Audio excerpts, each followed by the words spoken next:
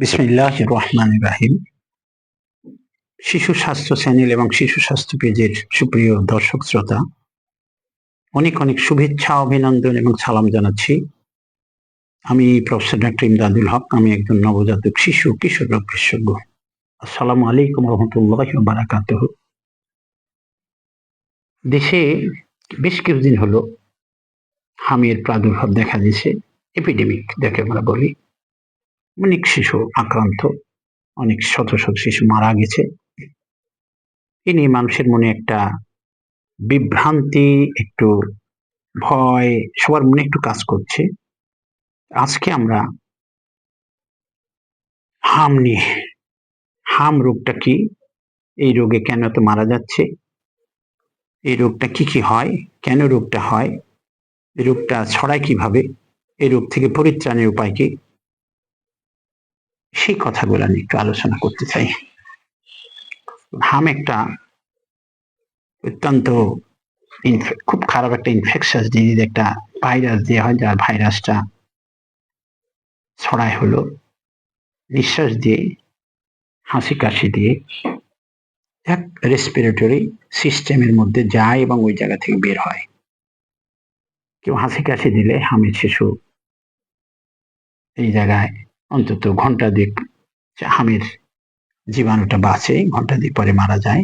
যদি কোনো ঘরে, বদ্ধ ঘরে যদি হামের শিশু আসছিল, হামের রোগী আসছিল, হাসি কাশি দিয়ে চলে গেছে, 1 ঘন্টা পরে যদি কেউ ঢুকে, সে যদি ইমিউনিটি, হামের যদি কোনো রোগ, হামের রোগের যদি কোনো প্রতিরোধ ক্ষমতা না থাকে, তার কিন্তু হাম হবে। এইভাবে ছড়ায়। হামটা হলে কেমন হয়, কাদের হচ্ছে সেটা বলি। হাম সাধারণত এইবারে যে হামের রোগীগুলা হসপিটালে ভর্তি হচ্ছে বা আমরা প্রাইভেট চেম্বারে পাচ্ছি, বেশিরভাগই কিন্তু 9 মাসের কম বাচ্চা। বাচ্চাগুলোর বয়স 9 মাসের কম। কারণ হামের টিকা দেওয়া হয় 9 মাস থেকে, 9 মাসে একটা এবং 15 মাসে একটা। আর 9 মাসের আগে নিশ্চয়ই প্রতিরোধ ক্ষমতা, হামের প্রতিরোধ ক্ষমতা কিছুই থাকছে না, এই কারণে হাম হচ্ছে। তো মাশাআল্লাহ, আমাদের দেশে সরকার 6 মাস থেকে এই টিকাটা শুরু করবে, এই প্রতিশ্রুতি দেওয়া হয়ে গেছে এবং সম্ভবত সামনের রবিবার থেকে টিকাটা শুরু করবে। তাহলে আমাদের শিশুরা একটু, তাদের প্রতিরোধ ক্ষমতা বাড়বে, হাম হবে না। মাশাআল্লাহ। হাম চেনার উপায়, এটা কিন্তু সাধারণ সর্দি কাশি জ্বর নিয়ে আসবে। অন্যান্য রোগী যেরকম ভাইরাল ফিভারে ভুগে, সাধারণ সর্দি কাশি জ্বর এরকমই হয়। তবে জ্বরের ডে 4 বা ডে 3 তে গায়ে র্যাশ উঠে। র্যাশটা কেমন? আগে মুখে ওঠে, মুখমণ্ডলে, তারপর কানের পিছনে, গলা দিয়ে, হেয়ার লাইন দিয়ে, গলা দিয়ে আস্তে করে বুক, পিঠ, তারপর নিচের দিক নামে। র্যাশটা হবে, আমরা বলি ম্যাকুলোপ্যাপুলার, ঠিক ধামাচের মতো লাল।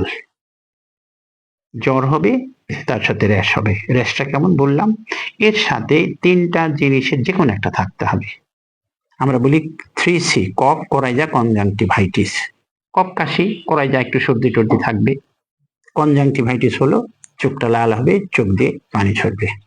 3টার যে কোনো একটা। টিপিক্যাল হাম। এর কোনো আর পরীক্ষা লাগে না, এবং তারপরে যদি শিশুটা ইমিউনাইজেশন না থাকে, বয়সটা যদি এরকম হয়ে থাকে এবং সোসাইটিতে ওই কমিউনিটি যদি থাকে, আর আমার মনে হয় এটা পরীক্ষার প্রয়োজন লাগবে না, যেটা হাম। তবে এই যে র্যাশটা হলো, র্যাশটা হচ্ছে এই 4-5 দিন 7 দিনের মধ্যে পুরাপুরি একটু তামাটে কালার হয়, ব্ল্যাক কালার হয়, ভালো হয়ে গেল। কিন্তু হামের যে জটিলতা, সেটাই ছিল সব থেকে খারাপ জিনিস। এই জটিলতাতেই কিন্তু রোগী মারা যায়। আমরা হামকে অনেক আগে থেকে জানতাম নেক্সট টু এইডস। এইডস রোগে যেমন রোগ প্রতিরোধ ক্ষমতা থাকে না, হাম হওয়ার পরে রোগ প্রতিরোধ ক্ষমতা একেবারে থাকেই না বললে চলে। প্রায় 6 মাস পর্যন্ত, 6 মাস পর্যন্ত প্রতিরোধ ক্ষমতা থাকে না। তো এই কারণে হাম যাতে না হয়, সে ব্যবস্থা আমাদের নিতে হবে। কমপ্লিকেশন গুলা কেমন হতে পারে? সব থেকে খারাপ যেটা, নিউমোনিয়া, এনকেফালাইটিস, এই 2টাতে বাচ্চা মারা যায়। তারপরে ডায়রিয়া, ডায়রিয়া তো মারা যেতে পারে। সব থেকে খারাপ আকার ধারণ করে যদি বাচ্চাটা আগে থেকে অপুষ্টি থাকে। অপুষ্টি কিন্তু একটা রোগ প্রতিরোধ ক্ষমতা না থাকার কারণ। অপুষ্টিতে আমরা ইমিউনো কম্প্রোমাইজড বলে থাকি। বাচ্চাটা ইমিউনো কম্প্রোমাইজড অপুষ্টির বাচ্চাগুলা। তার উপরে যদি হাম হয় তাহলে তো আরো খারাপ অবস্থা দেখা দেয়। যে বাচ্চাগুলা মারা গেছে আল্লাহ তাদেরকে বেহেশত নসিব করুক এবং তাদের পরিবারের প্রতি সমবেদনা জ্ঞাপন করছি। মা বাবা যাতে ধৈর্য ধারণ করতে পারেন সেটাই আবেদন জানাচ্ছি আল্লাহ তাআলার কাছে। আর যেন কোনো মায়ের কোনো বাবার যেন কোল খালি না হয়, আমি সেই আশা ব্যক্ত করছি। আমি তাহলে আর কোনো জটিলতা থাকলো না হাম চেনার উপায়। যদি কোনো জায়গায় চুলকাইছে, মশায় কামড়াইছে, নিয়ে চলে আসছে হসপিটালেই তো হাম হতে পারে। অনেক সময় দেখা যাচ্ছে নিউনেট একেবারে নতুন বাচ্চা জন্ম নিল, সেই জায়গাতেও দেখা যাচ্ছে কি হচ্ছে, ফেসে একটু র্যাশ বের হচ্ছে, গায়ে র্যাশ বের হচ্ছে। ওই বয়সে হাম হবে না, এটা হামের বয়স না। ভয় পাচ্ছেন, আতঙ্কিত হচ্ছেন। আতঙ্কগ্রস্ত যাতে না হয় এই কারণেই কিন্তু আজকের এই ভিডিওটা। আমি আবারও বলছি, এটা আতঙ্কগ্রস্ত হওয়ার কিছু না। যাদের হাম হচ্ছে 9 মাসের কম, তবে নিওনেট না, নতুন বাচ্চাদের না। যাদের হাম হচ্ছে সেটা নিওনেট না, নতুন বাচ্চাদের না। হাম হচ্ছে কাদের? এই অল্প বয়সের বাচ্চাদের 5 মাস, 6 মাস, 7 মাস, 9 মাসের আগে। এই তো হাম হলে বাড়িতে করণীয় কি আছে, যাকে আমরা বলে থাকি হোম কেয়ার। যদি কোনো কমপ্লিকেশন না হয়ে থাকে বাড়িতে রাখতে পারেন, অথবা হসপিটাল নিয়ে গেলে আইসোলেট করে রাখা লাগবে। হামের বাচ্চা র্যাশ বের হওয়ার 4 দিন আগে এবং র্যাশ বের হওয়ার 4 দিন পর পর্যন্ত জীবাণু ছড়ায়।